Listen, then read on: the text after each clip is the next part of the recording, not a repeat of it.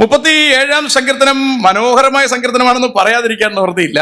ഞാൻ അതിനെക്കുറിച്ചൊരു ചെറിയ സംഭവമൊക്കെ പഠിച്ചു വെച്ചു, പക്ഷെ അതൊന്നും പറയാൻ പറ്റുമെന്ന് എനിക്ക് തോന്നുന്നില്ല. കാരണം ആ വാക്യം, തുടക്കവാക്യം എന്താ പറഞ്ഞേ?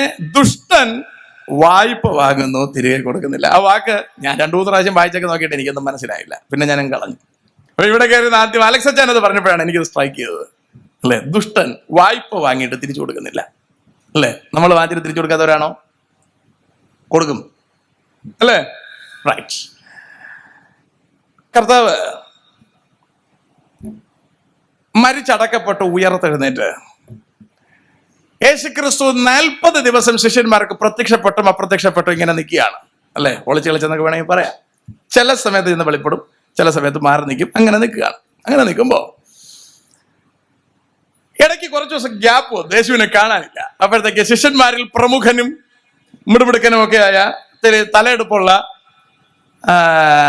ആളാണ് പത്രോസ്. പത്രോസ് എന്നിട്ട് മറ്റന്മാരത്തോടെ പണി പാളിയെന്നാണ് തോന്നുന്നത്, അങ്ങേര് പോയെന്നാണ് തോന്നുന്നത്, അതുകൊണ്ട് മീൻ പിടിക്കാൻ പോവാണ്, നിനക്കൊക്കെ വേണമെങ്കിൽ വരിക, അല്ലെ, നിങ്ങൾക്ക് താല്പര്യം ഉണ്ടെങ്കിൽ വാ. യോഹന്നാൻ സുവിശേഷം 21-ാം അധ്യായത്തിലാണ് കഥ കിടക്കുന്നത്. എന്നിട്ട് വാക്യം ഒന്ന് വായിച്ചേക്കാം, പെട്ടെന്ന് വായിക്ക്. സ്തോത്രം. യോഹന്നാൻ സുവിശേഷം 21-ാം അധ്യായം. അതിന്റെ ശേഷം യേശു പിന്നെയും തിബരിയാസ് കടൽക്കരയിൽ വെച്ച് ശിഷ്യന്മാർക്ക് പ്രത്യക്ഷനായി. പ്രത്യക്ഷനായത് ഈ വിധമായിരുന്നു: ശിമോൻ പത്രോസും ദിദിമോസ് എന്ന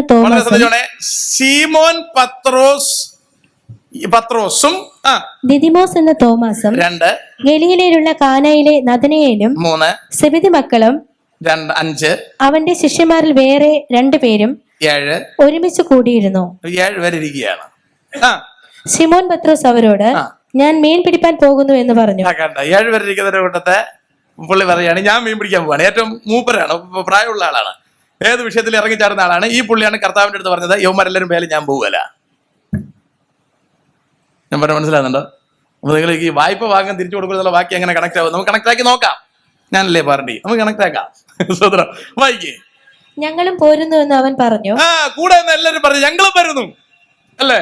ചേട്ടൻ പോകുന്നെങ്കിൽ ഞങ്ങൾ എല്ലാരും വരുന്നുണ്ട്. ഓക്കെ. അവർ പുറപ്പെട്ട് പടക് കയറിപ്പോയി. ആ രാത്രിയിൽ ഒന്നും പിടിച്ചില്ല. രാത്രി ഒന്നും കേട്ടി. നിങ്ങൾ ഓർത്തോടെ, കർത്താവിനെ വിട്ടു പോവുകയല്ലെന്ന് പറഞ്ഞ ആള് കർത്താവിനെ വിട്ടു പോയി എന്ന് മാത്രമല്ല, പോയതിന് ശേഷം കർത്താവും ഇയാളും തമ്മിലൊന്ന് കണ്ണ് തമ്മിൽ നോക്കി പുറത്തിറങ്ങി പൊട്ടിക്കരഞ്ഞു, മാനസാന്തരപ്പെട്ടു. പിന്നെ അയാൾ പോവുകയാണ്. അതിനും കണക്റ്റിംഗ് ബാക്കി അതിനകത്ത് കിടപ്പുണ്ട്. നീതിമാൻ വീണാലും നിലം പരിചാമില്ല. അവന്റെ അർത്ഥം ഇടയ്ക്കിടയ്ക്ക് വീഴുമെന്ന് അതിന്റെ അർത്ഥം, അല്ലേ? ഈ ഇടയ്ക്കിടയ്ക്ക് വീഴും. നമ്മൾ നീതിമാൻ എന്ന് പറഞ്ഞാൽ വീഴാതിരിക്കാനൊന്നും പറ്റില്ല, വീഴും. പക്ഷെ അങ്ങ് നിലം പരിചാകയില്ല. സ്വതന്ത്രം നിലം പരിചയാവയില്ലെന്നല്ല, അല്ലേ? ചിലർക്ക് വീണ് നിലം അങ്ങ് പരിചയവുമായി, അല്ലേ? അങ്ങനെയല്ല എൻ്റെ അർത്ഥം. അപ്പൊ നീതിമാൻ വീഴാനുള്ള സാധ്യതയുണ്ട്, പക്ഷെ അവൻ അങ്ങ് തകർന്നു പോകത്തില്ല. കാരണം അവനെ കർത്താവ് താങ്ങുമെന്നാ പറയുന്നത്. നീതിമാൻ ആയതുകൊണ്ടാണ് താങ്ങുന്നത് കേട്ടോ, അല്ല അത് ചുമ്മാ കയറി താങ്ങുന്നതല്ല. ശരി, നീതിയുടെ 1-2 ഡ്രോപ്സ് കിടക്കുന്നുണ്ട്, കർത്താവ് താങ്ങുന്നതാണ്. ആ ഭാഗ്യം പോട്ടെ, നമുക്ക് താഴോട്ട് വായിക്കാം. വായിക്കേ.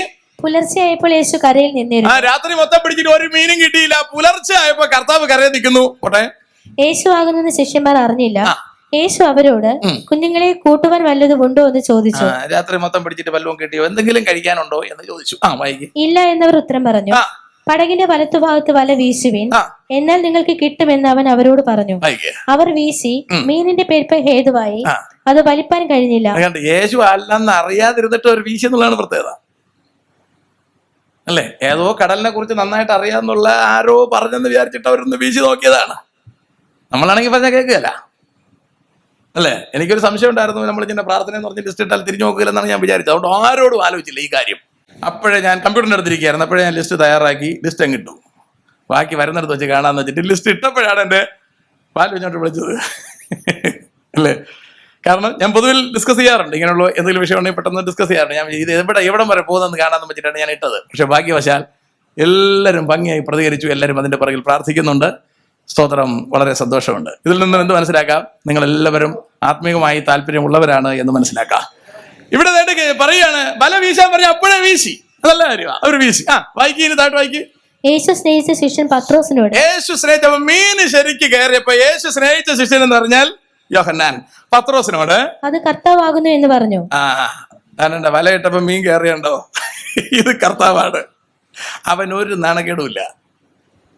യേശുവിന്റെ മാറിൽ കിടന്നുറങ്ങിക്കൊണ്ടിരുന്ന ശിഷ്യരാണ്. യേശു ഇവർ പോകുകയല്ലെന്ന് പറഞ്ഞതാണ്. യേശുവിന്റെ കണ്ണ് തപ്പിയപ്പോൾ ഇവർ നടുകടലിൽ നിൽക്കുകയാണ്. വലയിട്ട് ഊപ്പാട് ഒന്നും ഒരെണ്ണവും കിട്ടിയില്ല. കരയോട് അടുത്ത് വന്ന് നിൽക്കുമ്പോൾ കർത്താവ് വെച്ച് വല്ല ഉണ്ടോ? ഇല്ല. എന്നാൽ വല അങ്ങോട്ടിട്ട് ഇട്ടു. മീൻ നിറച്ചിട്ടപ്പോൾ ഒരുത്തൻ പറയാം, മറ്റവൻ്റെ അടുത്ത് പറഞ്ഞു കൊടുക്കുകയാണ്, ഇത് കർത്താവാണ് കേട്ടോ. അവന് നാണക്കേടില്ല, മറ്റവന് നാണക്കേട് വന്നു. പത്രോസിന് നാണക്കേട് വന്നു. പത്രോസ് വെള്ളത്തിൽ ചാടി. നഗ്നനാകയാൽ എന്നാണ് പറഞ്ഞത്. നഗ്നനാകോട്ടൊന്നുമില്ല. നഗ്നൻ എന്ന് പറഞ്ഞാൽ ഒന്നുമില്ലെന്നല്ല അർത്ഥം. ഒരു ഡ്രസ്സുണ്ട്, അടിവസ്ത്രം ഉപയോഗിച്ചിട്ടുണ്ട്, അതിനെ നഗ്നൻ എന്നാണ് അവർ പറയുക. ട്യുണീക്ക് എന്ന് പറയും. അടിയിലത്തെ വസ്ത്രം ധരിച്ചിട്ടുണ്ടെങ്കിൽ അതിനെ നഗ്നൻ എന്നേ പറയുള്ളൂ. പുറത്തെ മാൻഡിൽ ഇട്ടില്ലെങ്കിൽ നഗ്നൻ എന്നേ പറയത്തുള്ളൂ. അല്ല, ഞാനിപ്പോൾ ബനിയൻ ഇടക്കേട്ടിട്ടുണ്ടെങ്കിൽ എനിക്ക് ഇവിടെ നിൽക്കാൻ പറ്റത്തില്ല, അതിനെ നഗ്നൻ എന്നേ പറയുള്ളൂ. പുറത്തൊരു ഉടുപ്പ് ഉണ്ട്, അതുകൂടെ ഇട്ടാൽ. പള്ളിയിൽ അച്ഛനാണെങ്കിൽ ഇതിന്റെ പുറത്തൊരു നൈറ്റ് ഉണ്ട്, അതുകൂടെ ഇട്ടാലേ അയാളുടെ ഫുൾ ഡ്രസ് ആവുന്നുള്ളൂ. അല്ലെങ്കിൽ നമുക്ക് അയാളെ നഗ്നൻ എന്നേ പറയാനൊക്കെ ഉള്ളൂ. മനസ്സിലുണ്ടോ? ഒഫീഷ്യൽ ഡ്രസ്, അതാണ് എന്റെ പ്രധാനം. അപ്പൊ ഒഫീഷ്യൽ ഡ്രസ് ഇല്ലാത്തേ ഉള്ളൂ. അപ്പൊ ഇയാള് നഗ്നനായിട്ട് ചാടിയെന്ന് പറഞ്ഞാൽ വാസത്തിൽ അതിന്റെ അർത്ഥം എന്താണെന്ന് ചോദിച്ചാൽ, മൂപ്പര് നേരത്തെ കർത്താവിന്റെ അടുത്ത് പറഞ്ഞാണ് ഇവന്മാരെല്ലാരും പോയാലും പോകില്ല, ഇപ്പൊ തുഴഞ്ഞോണ്ടിരിക്കുന്ന ഇങ്ങേരാണ്. നാണം കെട്ടിയാളെ വെള്ളത്തിൽ ചാടി. വൈകി താൻ നഗ്നനാകയാൽ അങ്കി അരയിൽ ചുറ്റി കടലിൽ ചാടി. വെള്ളത്തിൽ ചാടി കളഞ്ഞു. ശേഷം ശിഷ്യന്മാർ കരയിൽ നിന്ന് ഏകദേശം 200 മുഴത്തിലധികം ദൂരത്തല്ലായികെ മീൻ നിറഞ്ഞ വല ഇഴച്ചും കൊണ്ട് ചെറിയ പടകിൽ വന്നു. കരക്കിറങ്ങിയപ്പോൾ അവർ തീക്കനലും അതിമേൽ മീൻ വച്ചിരിക്കുന്നതും അപ്പവും കണ്ടു. യേശു അവരോട്, ഇപ്പോൾ പിടിച്ച മീൻ ചിലത് കൊണ്ടുവരുവനെന്ന് പറഞ്ഞു. ശിമോൻ പത്രോസ് കയറി 153 വലിയ മീൻ നിറഞ്ഞ വല കരയ്ക്ക് വലിച്ചു കയറ്റി. അത്ര വളരെ ഉണ്ടായിരുന്നിട്ടും വല കീറിയില്ല. യേശു അവരോട്, വന്ന് പ്രാതൽ കഴിച്ചുകൊള്ളുവിൻ എന്ന് പറഞ്ഞു. കർത്താവാകുന്നു എന്ന് അറിഞ്ഞിട്ട് ശിഷ്യന്മാരിൽ ഒരുത്തനും നീ ആരെന്ന് അവനോട് ചോദിപ്പാൻ തുനിഞ്ഞില്ല. കർത്താവാണെന്ന് അറിഞ്ഞിട്ട് ആരും ചോദിച്ചില്ല, മിണ്ടോതിരിക്കുകയാണ്. അല്ലേ? വാസ്തവത്തിൽ നമ്മളെ അവരെ വെച്ച് നോക്കിയാൽ നമ്മൾ അമ്മമാരെക്കാളും മിടുക്കന്മാരാണ്. അല്ലേ? അവര് വെറും ശിഷ്യന്മാരാണ്, അതിനേക്കാളും വില്ലന്മാരാണ് നമ്മള്. ഓക്കെ. യേശു വന്ന് അപ്പം എടുത്ത് അവർക്ക് കൊടുത്തു. മീനും അങ്ങനെ തന്നെ. യേശു മരിച്ചവരിൽ നിന്ന് ഉയർത്തെഴുന്നേറ്റ ശേഷം ഇങ്ങനെ 3-ാം പ്രാവശ്യം ശിഷ്യന്മാർക്ക് പ്രത്യക്ഷനായി. 3-ാമത്തെ പ്രാവശ്യമാണ് യേശു ശിഷ്യന്മാരുടെ മുമ്പിൽ വരുന്നത്. എപ്പോഴാ? അപ്പോഴും പിന്മാറ്റത്തിലാണ്. അപ്പോഴും നമ്മൾ യേശുവിനെ കണ്ടിട്ടില്ല, നമ്മളൊരു ഉദ്ദേശം കേട്ടിട്ടേ ഉള്ളൂ. അല്ലേ? ശിഷ്യന്മാർ കൂടെ നടന്ന ശിഷ്യന്മാര് തള്ളിയച്ചും പോയെങ്കിൽ പിന്നെ നമ്മൾ പോകുന്നത് വലിയ കാര്യമായിട്ട് കണക്കാക്കണ്ട എന്നും പറഞ്ഞ് സ്ഥിരമായിട്ട് പോകാമെന്നും വിചാരിക്കരുത്. ഗ്രഹിക്കുന്നുണ്ടോ? പിശാച് നമ്മളിങ്ങനെ ഇത് പറയും, അയ്യോ നിന്നെ ഇനി പറ്റില്ല, അങ്ങനെ വിചാരിക്കേ വേണ്ട. പെട്ടി കയറുന്നവരെ നമുക്ക് ഗുണം പിടിക്കാനുള്ള ചാൻസ് ഉണ്ട്. ഏത് പാപം ചെയ്തിട്ടുണ്ടെങ്കിലും അതിൽ നിന്ന് രക്ഷപ്പെടാനുള്ള അവസരം ദൈവം നമുക്ക് ഒരുക്കി തന്നിട്ടുണ്ട്. നമ്മളെ കർത്താവ് കൈവിടുന്നവനല്ല, ഉപേക്ഷിക്കുന്നവനല്ല.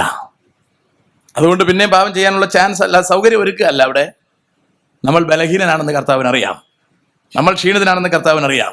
പക്ഷെ നമ്മളെ ബലപ്പെടുത്തി അക്കരെ കൊണ്ടുപോകാനാണ് കർത്താവ് നിൽക്കുന്നത്. കർത്താവ് നോക്കുന്നത് നമ്മുടെ ഹൃദയത്തിലെ മനോഭാവമാണ്. എന്ന് പറഞ്ഞാൽ ഈ കാര്യം മനസ്സിലാക്കിയതിന് ശേഷം, അങ്ങനെ ഉണ്ടല്ലേ, എന്നാൽ രണ്ടുകൂടെ ചെയ്തേക്കാം, ആയുസ് തിരിച്ചേറാൻ കൂല. വണ്ടിക്ക് ഇൻഷുറൻസ് ഉള്ളത് കൊണ്ട് ഒരു ഇടിച്ചേക്കാന്ന് വെച്ചാൽ നടക്കുകയല്ല. ഇടിച്ച് പോയാൽ നമുക്ക് ശരിയാക്കാം. ഇവിടെ ഇടിക്കാണോന്ന് വിചാരിക്കുന്നു. അല്ല, ചിലപ്പോൾ ഇൻഷുറൻസ് ഉള്ളതല്ലേ, ഒരിടി അങ്ങ് ഇടിച്ചേക്കാം. അത് ചിലപ്പോൾ നിന്റെ കാര്യത്തിൽ തീരുമാനം, ആ ഇടിയോടെ തീരുമാനം. മനസ്സിലായില്ല? കാര്യം പിടിയിട്ടല്ലോ. ഇതാണ് അതിന്റെ കഥ. സ്വത്രം എല്ലാം പിടിയിട്ട് നമുക്ക് തിരിച്ചു വരാം. വായിക്ക്. അവർ പ്രാതൽ കഴിച്ച ശേഷം യേശു ശിമോൻ പത്രോസിനോട്, യോഹന്നാന്റെ മകനായ ശിമോൻ, പ്രാതലൊക്കെ കഴിച്ച് ഫിറ്റ് ആയതിനു ശേഷം, അല്ല വിശന്നിരിക്കുമ്പോഴൊന്നുമല്ല ചോദ്യം, അവൻ വയറും ആഹാരമൊക്കെ കൊടുത്ത് റെഡിയാക്കിയതിന് ശേഷം കർത്താവിന്റെ സിമ്പിൾ ചോദ്യം, ശിമോൻ, വായിക്ക്, നീ ഇവരിൽ അധികമായി യോഹന്നാന്റെ മകനായ ശിമോനെ, നീ ഇവരിൽ അധികമായി എന്നെ സ്നേഹിക്കുന്നുവോ? അല്ല, സിമ്പിൾ ചോദ്യമാണ്. നീ എന്നെ സ്നേഹിക്കുന്നുവോ?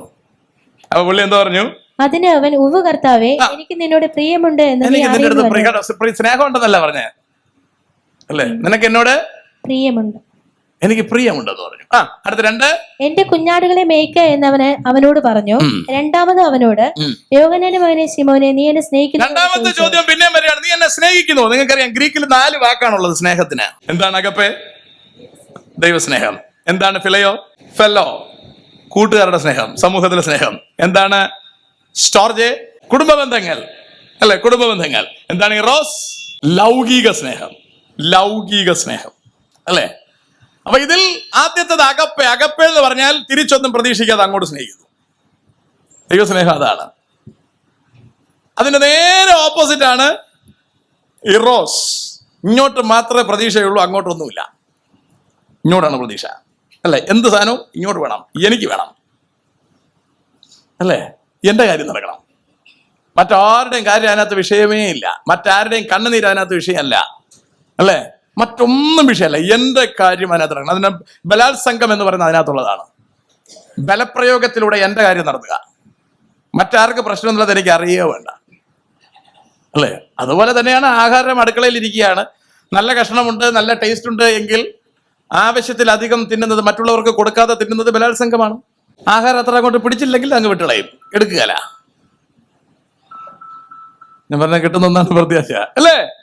മറ്റുള്ളവൻ കൂടി ഉപയോഗിക്കേണ്ടത്, മറ്റുള്ളവന്റെ സുഖത്തിന് കൂടി ലഭ്യമാകേണ്ടത് ഞാൻ കൈക്കലാക്കുന്നുവെങ്കിൽ അതിനെ ആ വാക്ക് ഉപയോഗിക്കാം. അപ്പോൾ ഇവിടെ കർത്താവ് ചോദിക്കാൻ രണ്ടാമത്തെ വാക്ക് ഫിലയോ ആണ്. ഫിലയോ എന്ന് പറഞ്ഞാൽ സമൂഹത്തിലെ സ്നേഹം.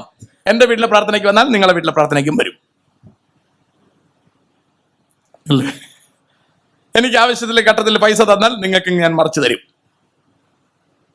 അതാണ് ഫിലയോ എന്ന് പറയുന്നത്. ഇങ്ങോട്ട് ചിരിച്ചാൽ അങ്ങോട്ട് ചിരിക്കും, ഇങ്ങോട്ട് ചിരിക്കൂല അങ്ങോട്ട് ചിരിക്കൂല. അകപ്പ അങ്ങനെയല്ല, ഇങ്ങോട്ട് ചിരിച്ചാലും അങ്ങോട്ട് ചിരിക്കും. ഇറോസ് അങ്ങനെയല്ല, ഇങ്ങോട്ട് ചിരിച്ചാലും അങ്ങോട്ട് ചിരിക്കൂല. സ്റ്റോർജ് അങ്ങനെയല്ല, ഗതി കെട്ടത് അവിടെ കട. ഞാൻ പറഞ്ഞ നാലും പിടിയിട്ടില്ല. അപ്പൊ കർത്താവിന്റെ ചോദ്യം, നീ എന്നെ സ്നേഹിക്കുന്നു എന്ന് പറഞ്ഞാൽ നിനക്ക് എൻ്റെ അടുത്ത് അകപ്പയുണ്ടോ? അപ്പൊ പത്രോസ് പറഞ്ഞു, എനിക്ക് പ്രിയമുണ്ട് എന്ന് പറഞ്ഞാൽ എനിക്ക് അകപ്പയൊന്നുമില്ല, എനിക്ക് പ്രിയമുണ്ട് എന്ന് പറഞ്ഞാൽ ഞാൻ അവിടെ കടപ്പുറത്തിരുന്നപ്പോൾ നീ വിളിച്ചു, ഞാൻ കൂടെ വന്നു, അല്ലേ? അമ്മയമ്മയ്ക്ക് സുഖമില്ലായിരുന്നു, നീ വീട്ടിൽ വന്നു, പിന്നെ എനിക്ക് കറക്റ്റ് ഫുഡൊക്കെ തന്നു, എൻ്റെ കൂടെ നിന്നു, ഞാൻ നിന്റെ കൂടെ കട്ടയ്ക്ക് നിന്നു, അല്ലേ? വാള് വരെ എൻ്റെ ഉണ്ടായിരുന്നു, അല്ലേ? എന്നെ കൊണ്ട് പറ്റുന്ന എല്ലാം ചെയ്തിട്ടുണ്ട്, ഞാൻ കൂടെ നിന്നിട്ടുണ്ട്. അതാണ് പറഞ്ഞത് ഫിലയോ. നീ ഇങ്ങോട്ട് തന്നാൽ ഞാൻ തിരിച്ചു തന്നിട്ടുണ്ട്. രണ്ടാമത്തെ ചോദ്യം, നിനക്ക് എന്നോട് സ്നേഹമുണ്ടോ എന്ന് പറഞ്ഞാൽ നിനക്ക് ഞാൻ പ്രതീക്ഷിക്കാതെ ഇങ്ങോട്ട് തരാൻ നിനക്ക് പറ്റുമോ? ഇല്ല. പ്രതീക്ഷിച്ചുകൊണ്ടുള്ളത് തരാം, ഞാൻ അങ്ങോട്ട് തരാം, നീ ഇങ്ങോട്ട് തന്നെ അങ്ങോട്ട് തരാം. മൂന്നാമത്തെ ചോദ്യം ഒരല്പം കടുത്തു പോയി, നിനക്ക് പ്രിയമുണ്ടോ എന്ന് പറഞ്ഞാൽ ഞാൻ അങ്ങോട്ട് തന്നത് തിരിച്ചു തരാൻ പറ്റുമോ എന്ന് പറഞ്ഞാൽ ഞാൻ നിനക്ക് വായ്പ തന്നിരിക്കുകയാണ്. എന്താണ്? ഞാൻ എൻ്റെ ജീവനെ തന്നിരിക്കുകയാണ്, തിരിച്ചു തരാൻ പറ്റുമോ? ആ വായ്പ തിരിച്ചു കൊടുക്കുന്നില്ലെങ്കിൽ നമ്മൾ ദുഷ്ടനാണ്. വാക്ക് മനസ്സിലായി കാണും എന്ന് പ്രതീക്ഷിക്കുന്നു. ദുഷ്ടൻ വായ്പ വാങ്ങുന്നു, തിരിച്ചു കൊടുക്കുന്നില്ല. കർത്താവിൽ നിന്ന് നമ്മൾ ജീവനെ സ്വീകരിച്ചിരിക്കുന്നു. മനസ്സിലാവുന്നെന്ന് പ്രതീക്ഷിക്കുന്നു. കർത്താവിൽ നിന്ന് ജീവനെ നമ്മൾ പ്രതീക്ഷിച്ചിരിക്കുന്നു. എന്താ നമ്മുടെ ഡ്യൂട്ടി?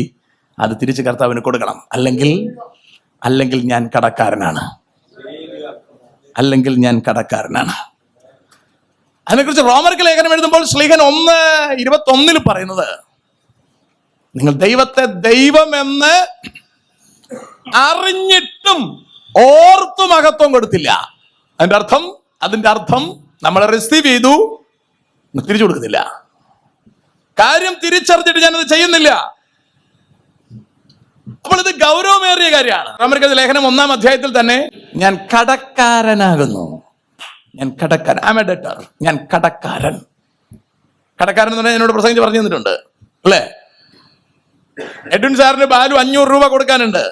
വഴിയിൽ വെച്ച് ബാലു എന്നെ കണ്ടു, ബാലു എന്റെ കയ്യിൽ തന്നു 500 രൂപ. ബാലു എഡ്വിൻ സാറിന് കൊടുക്കാനുള്ളതാണ്. വഴിക്ക് വെച്ച് കണ്ടപ്പോൾ എന്റെ കയ്യിൽ തന്നു 500 രൂപ. ഇപ്പോൾ ആർക്ക് കടക്കാരൻ? ഞാൻ 2 പേർക്ക് കടക്കാരനാണ്. ഇദ്ദേഹത്തിന്റെ കയ്യിൽ നിന്ന് ഞാൻ വാങ്ങിച്ചിരിക്കുന്നു. ഇവിടെ കൊടുക്കുന്നത് വരെ ഞാൻ ഇദ്ദേഹത്തിനും കടക്കാരനാണ്. കൊടുക്കാന്ന് പറഞ്ഞ് ഞാൻ വാങ്ങിച്ചിരിക്കുകയാണ്. ഇത് എന്റെ കയ്യിലിരിക്കുമ്പോൾ ഞാൻ ഇദ്ദേഹത്തിന്റെ കടക്കാരനാണ്.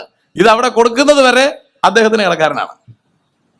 ഇതുപോലെയാണ് കർത്താവ് നമ്മളെ ഏൽപ്പിച്ചിരിക്കുന്ന സാധനം, സുവിശേഷം. നമ്മൾ കൊടുക്കാതിരിക്കുന്നിടത്തോളം കർത്താവിന് കടക്കാരനാണ്.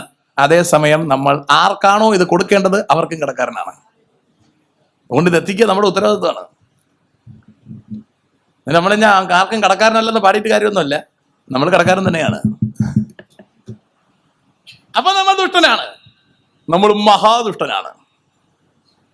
വാങ്ങുന്നു തിരികെ കൊടുക്കുന്നില്ല എന്ന് പറയുമ്പോൾ it is not a simple thing. അത് വലിയ കാര്യമാണ്. അപ്പൊ പൈസ വാങ്ങിച്ച് കൊടുക്കുന്ന കാര്യത്തിൽ ചിലപ്പോൾ നമ്മൾ ക്ലിയർ ആയിരിക്കും, കറക്റ്റ് ആയിട്ട് എഴുതി വെച്ച് കൊടുത്തു കളയും. അതിൽ വലിയ കാര്യമൊന്നുമില്ല. അതിപ്പോ കറക്റ്റ് ഇൻകം വന്നിലേക്ക് കൊടുക്കാൻ പറ്റില്ല. അതുകൊണ്ട് നമുക്ക് ദുഷ്ടനാവാനൊക്കെ ഇല്ല. നിവൃത്തിയില്ലാതെ കൊടുക്കാൻ പറ്റാതിരിക്കുന്നത് എങ്ങനെ ദുഷ്ടനാവും? സ്തോത്രം. അങ്ങനെ നമുക്ക് ദുഷ്ടനായിട്ട് പറയാൻ പറ്റില്ല. എൻ്റെ കഴിഞ്ഞ ദിവസം ഒരാൾ മേടിച്ചിട്ട് എൻ്റെ അടുത്ത് പറഞ്ഞു, അടുത്ത ആഴ്ച ഇന്ന ദിവസം തരാം. അപ്പൊ ഞാൻ ആ ദിവസമായപ്പോൾ ജസ്റ്റ് ഒന്ന് റിമൈൻഡ് ചെയ്തു. അപ്പൊ എൻ്റെ അടുത്ത് പറഞ്ഞു, പാസ്റ്റർ ഞാൻ പനിയായിട്ട് കിടക്കുകയാണ്. ശരിയാണ്. അതുപോലെ അദ്ദേഹം ഒരു പ്രസംഗനാണ്, വല്ലപ്പോഴും ഒരു മീറ്റിംഗ് കിട്ടിയ വക. ഞാൻ മനസ്സാരല്ല, സോറി, നോ പ്രോബ്ലം ഒരു അയാൾക്ക് ഒരു ആശ്വാസം. ഞാൻ പറഞ്ഞിട്ടുണ്ട്. അപ്പൊ അയാൾ തന്നില്ലെന്നുകൊണ്ട് ദുഷ്ടനാണോ? അല്ല, നിവൃത്തിയില്ലാത്തതുകൊണ്ട് തരാത്തതാണ്. ഉണ്ടായിരുന്നെങ്കിൽ ചിലപ്പോൾ 1000 രൂപ കൂടുതൽ കിട്ടുന്നതിനെ. അപ്പം മനസ്സുണ്ട്, തരാൻ നിവൃത്തിയില്ല. ഈ സുവിശേഷം അറിയിക്കാൻ നമുക്ക് നിവൃത്തികേട് വല്ലതുമാണോ അതോ താല്പര്യമില്ലാഴികയാണോ? നമ്മൾ കർത്താവിൽ നിന്ന് സ്വീകരിച്ചിരിക്കുന്ന നിത്യജീവൻ മറ്റുള്ളവരിലേക്ക് കൊടുക്കുവാൻ നമ്മൾ റെസ്പോൺസിബിൾ ആണ്. നമ്മളത് ചെയ്യുന്നില്ലെങ്കിൽ നമ്മൾ കടക്കാരനാണ്, നമ്മൾ പാപിയാണ്. സങ്കീർത്തന ഭാഷയിൽ പറഞ്ഞാൽ നമ്മൾ ദുഷ്ടനാണ്. നമ്മളെ കാര്യം മാത്രം നോക്കി നടക്കുകയാണ്. 2 വാക്യങ്ങൾ ഞാൻ പല പ്രാവശ്യം പറഞ്ഞിട്ടുണ്ട്, ഒന്നുകൂടി ഓർപ്പിച്ച് ഞാൻ ആ ഭാഗം അവസാനിപ്പിക്കാം. യോഹന്നാൻ എഴുതിയ സുവിശേഷം 3:16 എല്ലാവർക്കും അറിയാന്നുള്ള വാക്യല്ലേ? തന്റെ ഏകജാതനെ പുത്രനിൽ വിശ്വസിക്കുന്ന ഏവനും നശിച്ചു പോകാതെ നിത്യജീവൻ പ്രാപിക്കേണ്ടതിന് ദൈവം യേശുവിനെ നൽകുവാൻ തക്കവണ്ണം ലോകത്തെ. അപ്പൊ നമ്മളെ സ്നേഹിച്ച ആ പരുവത്തിനാ സ്നേഹിച്ചേ. ഇത് യോഹന്നാൻ 3:16 ഇനി 1 യോഹന്നാൻ 3:16 എന്താ പറയുന്നത്? 1 യോഹന്നാൻ 3:16 അവൻ നമുക്ക് വേണ്ടി തന്റെ പ്രാണനെ യേശു നമുക്ക് വേണ്ടി തന്റെ പ്രാണനെ വെച്ച് തന്നതിനാൽ നാം സ്നേഹം എന്തെന്ന് അറിഞ്ഞിരിക്കുന്നു. സാധനം നമുക്ക് കിട്ടിക്കഴിഞ്ഞു, സ്നേഹം നമ്മൾ അനുഭവിച്ചു കഴിഞ്ഞു. എങ്ങനെ? ദൈവം നമുക്ക് വേണ്ടി തന്റെ പ്രാണനെ വെച്ച് തന്നതിനാൽ സ്നേഹം എന്തെന്ന് ഞാൻ അറിഞ്ഞു. That means I have tasted. ഞാൻ അത് രുചിച്ചറിഞ്ഞു, ഞാനത് അനുഭവിച്ചു. ഇനി അടുത്ത് നാമും സഹോദരന്മാർക്ക് വേണ്ടി പ്രാണനെ വെച്ചു കൊടുക്കേണ്ടതാണ്. ഇതാ നമ്മുടെ ജോലി. പ്രാണനെ വെച്ച് കൊടുപ്പാണ് നമ്മുടെ ജോലി. നമ്മൾ എവിടെ പ്രാണനെ വയ്ക്കുന്നു? നമ്മളൊരു പ്രാണിയെ പോലും വെച്ചു കൊടുക്കൂല, പിന്നെ അല്ലേ പ്രാണനെ വയ്ക്കുന്നത്. സ്തോത്രം. പ്രാണനെ വെച്ച് കൊടുക്കണം അല്ലേ? അപ്പൊ ഞാന് കർത്താവിൽ നിന്ന് സ്വീകരിച്ചിട്ടുണ്ടെങ്കിൽ അത് കൊടുക്കേണ്ട ഉത്തരവാദിത്വം എനിക്കുണ്ട് അല്ലെ? അലക്സ അവിടെ നിന്ന് കരഞ്ഞുപോയി. കാരണം ജയൻ കരഞ്ഞുകൊണ്ടിരിക്കുന്നത് കണ്ടത്, ദെൻ അലക്സച്ചാന്റെ അനുഭവങ്ങൾ, അത് അനുഭവിച്ചിട്ടുള്ള ആളിനെ അറിയാവൂ. അപ്പൊ കർത്താവിൽ നിന്ന് സ്വീകരിച്ചിട്ടുണ്ട് എന്തോന്ന്? അപ്പൊ കടക്കാരനാണ്, അത് പേ ചെയ്യണം. നമ്മൾ കർത്താവിൽ നിന്ന് സ്വീകരിച്ചതിന്റെ ആ ബാഹുല്യം ഓർത്ത് നമ്മൾ കരഞ്ഞു പോകുന്നതാണ്. ഇതേ സാധനം അടുത്ത് സ്വീകരിക്കാൻ ആൾക്കാരിരിക്കുകയാണ്, അവരെ കൊണ്ടെത്തിക്കണ്ടേ? അത് നമ്മുടെ ജോലിയല്ലേ? അതാരും കൊണ്ടെത്തിക്കും. എമർജൻസി ആയിട്ട് ഇരിക്കുന്നവന്റെ അടുക്കലേക്ക് നമ്മുടെ കയ്യിലിരിക്കുന്ന സാധനം കൊണ്ടെത്തിക്കണം. നമ്മൾ അമേരിക്കയിൽ നിന്ന് വരുന്നെന്നിരിക്കട്ടെ, ഇവിടെ കിംസ് ഹോസ്പിറ്റലിൽ ഒരാൾ രോഗിയായിട്ട് കിടക്കുകയാണ് അല്ലേ? അല്ല, മരിക്കാൻ വേണ്ടി കിടക്കുകയാണ്. ബാലു തന്നെ ഇരിക്കട്ടെ അല്ലേ, മരിക്കാൻ വേണ്ടി കിംസ് ഹോസ്പിറ്റലിൽ കിടക്കുകയാണ്, ഇങ്ങനെ ശ്വാസം വലിച്ചുകൊണ്ടിരിക്കുകയാണ്. അപ്പോഴത്തേക്ക് ഞാൻ അമേരിക്കയിൽ നിന്ന് വരികയാണ്. അമേരിക്കയിലെ ഇതിനുള്ള മെഡിസിൻ അമേരിക്കയിലേ ഉള്ളൂ. ആ സാധനം ഇവിടെ കൊണ്ടുവന്ന് ബോഡി കയറ്റിയാൽ ആൾ അപ്പോഴും ചാടി എഴുന്നേക്കും. ഞാൻ ആ സാധനം അവിടെ നിന്ന് മേടിച്ച് ഞാൻ വരികയാണ്. ഞാൻ എയർപോർട്ടിൽ വന്ന് ഇറങ്ങിയപ്പോൾ എൻ്റെ വീട്ടിലെല്ലാവരും കൂടെ വന്നു. നമ്മൾ വളരെ സന്തോഷത്തോടെ എല്ലാവർക്കും ഉമ്മയൊക്കെ കൊടുത്ത് വണ്ടി കയറി നമ്മൾ ഇനി വീട്ടിൽ പോന്നു. വീട്ടിൽ വന്നപ്പോൾ എന്നെ കാണാൻ ആൾക്കാരെല്ലാവരും വന്നു. ഞാൻ പിന്നെ അവരോടൊക്കെ സന്തോഷിച്ച് വൈകുന്നേരമായപ്പോൾ ഞാൻ ലുലുവിലൊക്കെ പോയി. ഞാനിങ്ങനെ നടക്കുകയാണ്, സാധനം എൻ്റെ പെട്ടിക്ക് നടക്കുകയാണ്. ഈ സാധനം കൊണ്ടുവന്ന് ഒറ്റ ഡോസ് അടിച്ചാൽ അയാൾ എഴുന്നേറ്റ് വീട്ടിൽ പോകും. പക്ഷെ അയാൾ ഇവിടെ കിടക്കുകയാണ്, വലിച്ച് കിടക്കുകയാണ്. ഇപ്പൊ പോണോ 10 മിനിറ്റ് കഴിഞ്ഞ് പോണോന്ന്? എന്റെ പെട്ടിക്കകത്തോടെ സാധനം കിടപ്പുണ്ട്. എനിക്ക് അതിനേക്കാൾ ഇമ്പോർട്ടന്റ് ബന്ധുമിത്രാദികളൊത്ത് ചിരിക്കുക, കളിക്കുക, അവരൊക്കെ കണ്ടിട്ട് കുറെ സമയം അവരുടെ കൂടെ നടക്കുക, ലുലു പോവുക, ഇതൊക്കെയാണ് എന്റെ ഇമ്പോർട്ടൻസ്. അവന്റെ ലൈഫ് സേവിങ് മെഡിസിൻ എന്റെ കയ്യിലിരിക്കുകയാണ്. ആ സാധനം കൊണ്ടു കൊടുത്ത് ഒരു തുള്ളി അവന്റെ വായിൽ വെച്ച് കൊടുത്താൽ, അല്ലെങ്കിൽ ഡ്രിപ്പ് വഴി അകത്തേക്ക് കടത്തിയാൽ ആൾ എഴുന്നേക്കും. ഞാനും നിങ്ങൾ സുഖമായി വിശ്രമിക്കുകയാണ്, നമ്മുടെ കയ്യിൽ മെഡിസിൻ ഇരിക്കുകയാണ്. ഈ മെഡിസിൻ ഒരു തുള്ളി കൊണ്ടു കൊടുത്താൽ അത് സ്വീകരിച്ച് എഴുന്നേൽക്കാൻ ഒരുപാട് പേര് നിൽക്കുകയാണ്. നമുക്കിതിനൊന്നും നേരമില്ല. നമ്മളെ വിളിക്കുന്ന പേരാണ് ദുഷ്ടൻ. നമുക്ക് പിന്നെ നാടൻ ദുഷ്ടനെ കുറിച്ച് നമ്മൾ കേട്ട് മടുത്തതല്ലേ. അതുകൊണ്ട് നാടൻ ദുഷ്ടനെ കുറിച്ച് ഞാൻ പറയാൻ തയ്യാറാവുന്നില്ല. ഇതിൽ നമുക്ക് എന്ത് ചെയ്യാൻ കഴിയും? നമ്മളെല്ലാം ശരിയായിട്ട് പോകാൻ വേണ്ടിയിരിക്കുക. എല്ലാം ശരിയായിട്ട് ഞാൻ പോവാം, നടക്കുകയല്ല. എല്ലാം ശരിയായിട്ട് ഒന്നും നടക്കുകയല്ല. ഇവിടെ അലക്കൊഴിഞ്ഞിട്ട് മണ്ണാന് കല്യാണം കഴിക്കാൻ പറ്റില്ല എന്ന് പറഞ്ഞു കണ്ടിട്ടില്ലേ? അലക്ക് തീർത്തിട്ട് കല്യാണം കഴിക്കാൻ തിരിച്ച് നടക്കുകയല്ല. പുള്ളിക്ക് കല്യാണമൊക്കെ ഇതിൻ്റെ കൂടെ അങ്ങ് നടക്കും. അതുകൊണ്ട് ദൈവം നമ്മളെ ഏൽപ്പിച്ചിട്ടുള്ള പണി ചെയ്യേണ്ടത് നമ്മുടെ ഉത്തരവാദിത്വമാണ്. എല്ലാം ശരിയാക്കിയിട്ട് ചെയ്യാം. ഒരിക്കലും നടക്കില്ല. നമ്മളൊരിക്കൽ ഒരു വീട് വെച്ച് തീർത്തിട്ട് ഇനി കർത്താവിന്റെ വേല ആരംഭിക്കാൻ പോവാണ്, ഒരിക്കലും നടക്കുക. പിന്നെ തുടപ്പായിരിക്കും ജോലി, വീട് തുടപ്പ്.